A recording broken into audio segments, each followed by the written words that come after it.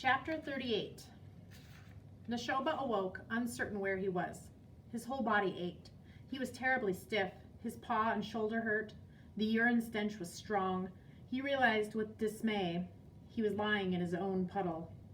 He looked about with bleary eyes, but the surroundings seemed unfamiliar. Where was Tonigan? The pups? The other wolves? Only gradually did he recall all that had happened. Where was the raven? Would she come back? He was worried that she was insulted. He should not have argued with her. Yes, a raven was an unusual friend for a wolf, but she was a friend nonetheless. Now she was the only one he had. She, at least, was helping him. He shut his eyes and dozed. He dreamed he was young and running through the forest, Tonigan by his side. The pups were scrambling to keep up. The other wolves in the pack trotted behind him, tails wagging. Then the dream changed, and the pups were mouthing his muzzle, the young begging for life. Caw! Neshoba blinked his eyes open to see Merla holding a dead mouse in her beak. She hopped forward. How old is that? Neshoba asked. The raven dropped the shriveled carcass. What difference does it make? It's food, and it's younger than you. Using her beak, she pushed the dead mouse closer to the wolf. He sniffed, hesitant. It'll keep you alive, the raven coaxed.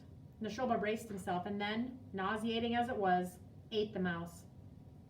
Do you think, asked Merla, any of your pack will return for you? I told them to leave me alone.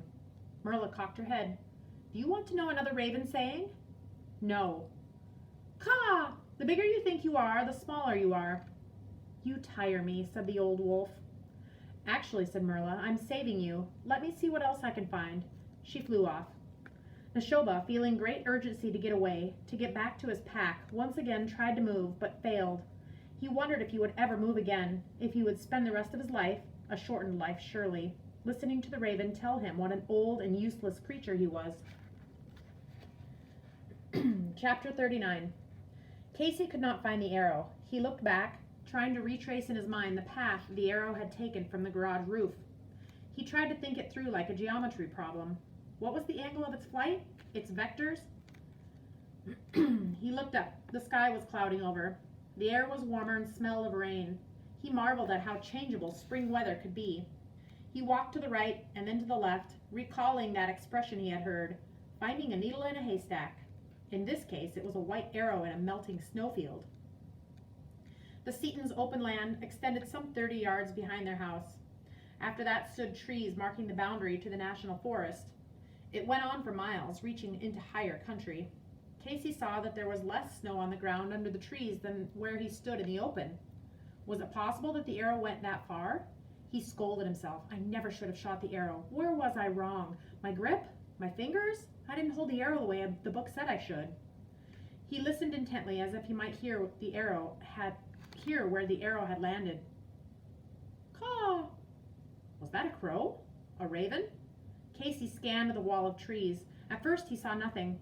Only after a few moments of searching did he spot something big and black high in a lodgepole pine. He thought it was just a shadow.